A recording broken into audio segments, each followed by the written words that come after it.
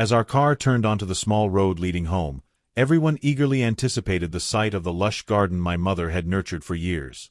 The past month had been tough. My mother had been hospitalized for treatment, and my siblings and I took turns visiting her every day.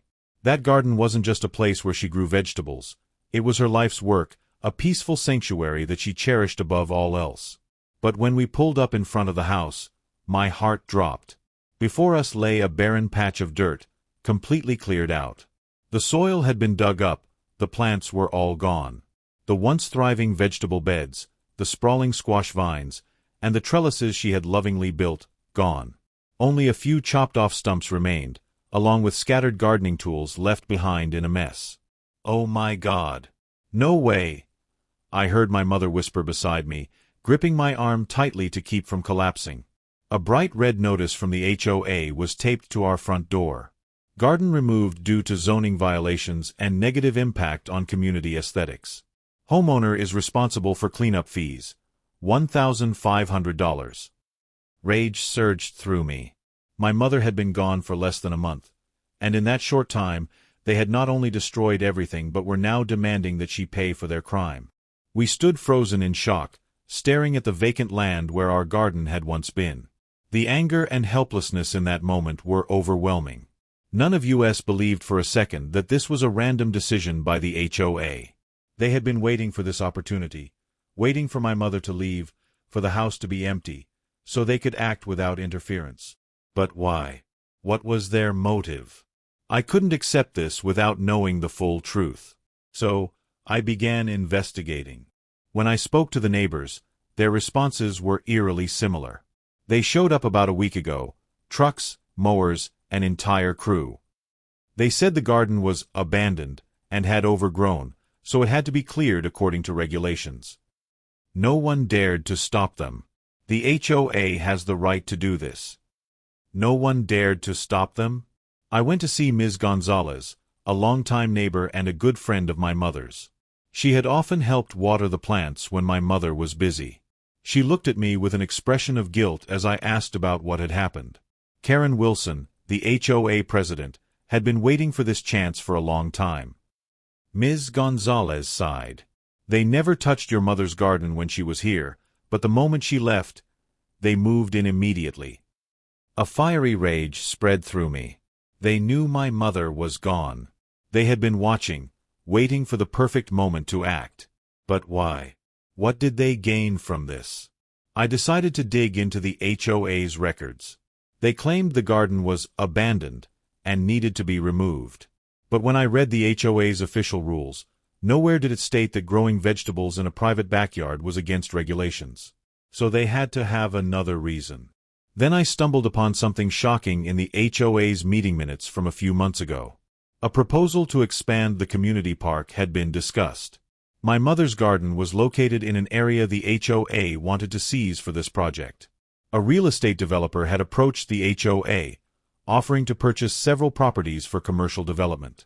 The HOA president, Karen Wilson, had already signed a preliminary contract with the developer. Suddenly, everything made sense. They didn't just want to destroy the garden. They wanted to take my mother's land.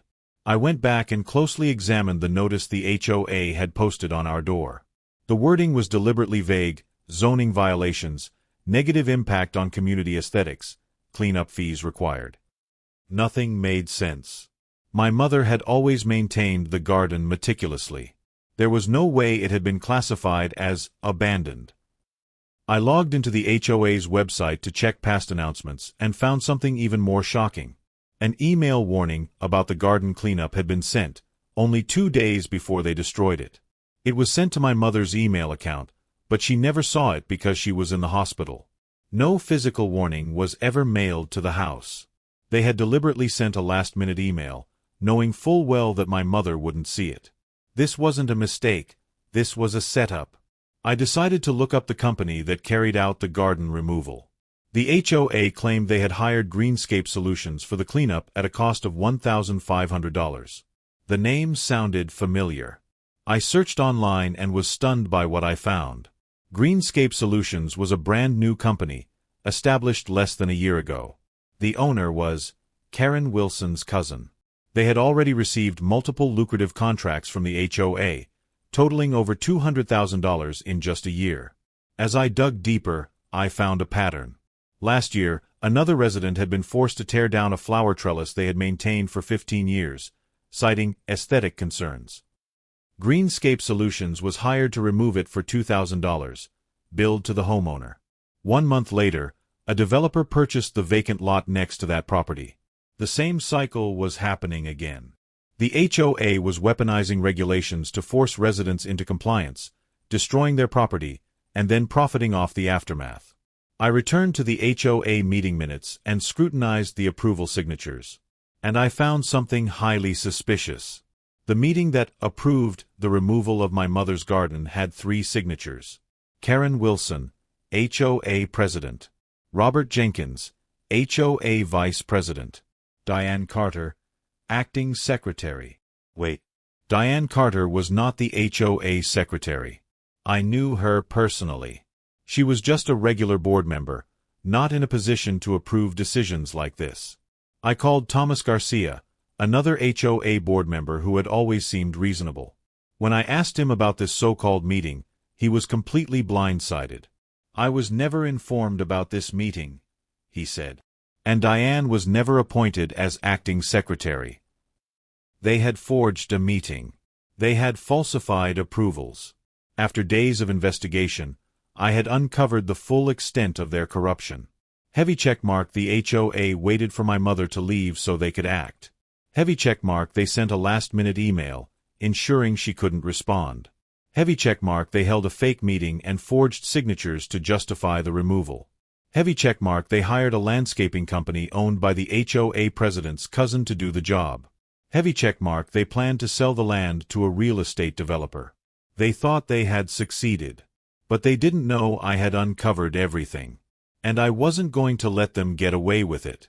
Police Carlight. I had exposed the HOA's corrupt scheme. We had undeniable proof that they had waited for my mother to leave, falsified documents, manipulated records, and hired a company run by their own relatives to destroy our garden. I thought that once confronted with the truth, they would back down. But I underestimated them. After I filed an official complaint against the HOA, things quickly took a turn for the worse. Pushpin. The next day, my mother received a warning letter from the HOA. The homeowner of 125 Maple Drive has committed severe violations of community regulations. If corrective actions are not taken, the HOA has the right to impose additional penalties. They didn't specify what violations they were referring to. The letter was filled with vague phrases like severe infractions and failure to comply. That same afternoon, I got a call from a friend who worked at a local law firm. Telephone receiver. "Hey, I thought you should know. Someone filed an anonymous complaint against your property to the city, claiming poor yard maintenance."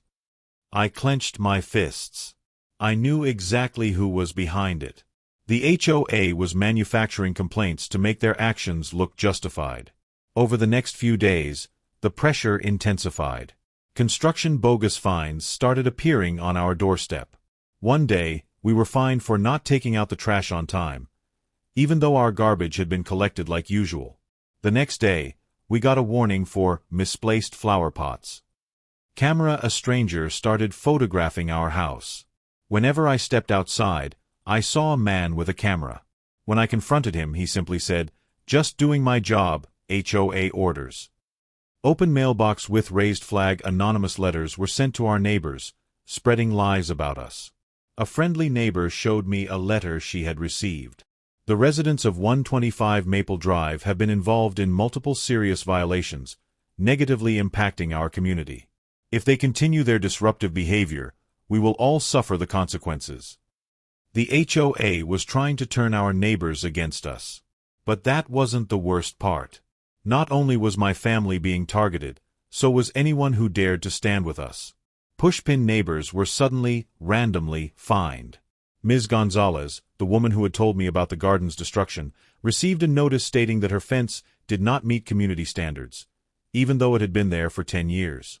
Another family who had signed my petition suddenly received a parking violation fine. A close friend of my mother's was warned that she would be sued if she continued to support us. Pushpin HOA board member Thomas Garcia was pressured. Thomas, the only honest board member, found himself excluded from meetings. When he pushed back, Karen Wilson threatened to report him to the county for unprofessional behavior. Pushpin the HOA invoked legal threats. They sent out notices stating that residents were not allowed to hold community meetings without HOA approval. They warned that anyone who attended an unauthorized meeting could face fines. They thought this would scare us into submission. They were wrong. I am a financial auditor at a well-respected firm. One day, I received a strange email from HR. Envelope with arrow. The email read, "We have received complaints from the community regarding your involvement in disruptive activities. We need to conduct a review of this situation." I was shocked. Someone had filed false complaints against me at my workplace. I checked the source of the complaint and found that it had been sent from an anonymous address linked to the HOA. At that moment, I knew the HOA was willing to destroy my career to shut me up. But I was ready for them. I called my lawyer immediately. He drafted a legal cease and desist letter and sent it to the HOA, warning that their actions constituted harassment and defamation. I also requested that the city open an official investigation into the HOA's financial activities. I organized a secret community meeting. Since the HOA banned public gatherings, I invited neighbors to my house instead.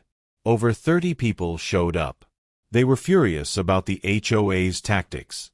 I contacted the media.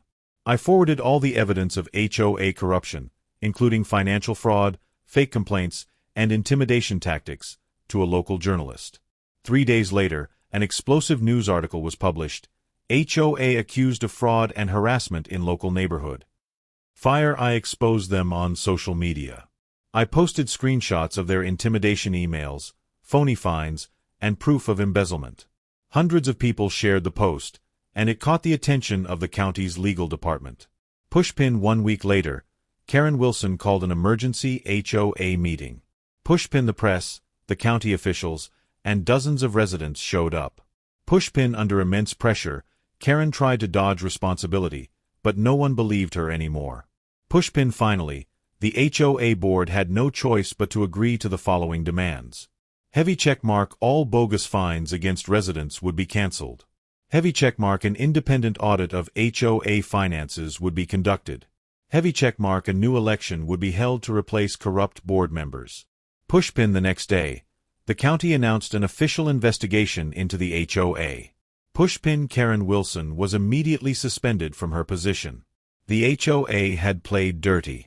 But they didn't realize that I had been preparing for battle all along. And now, they were the ones paying the price. Fire.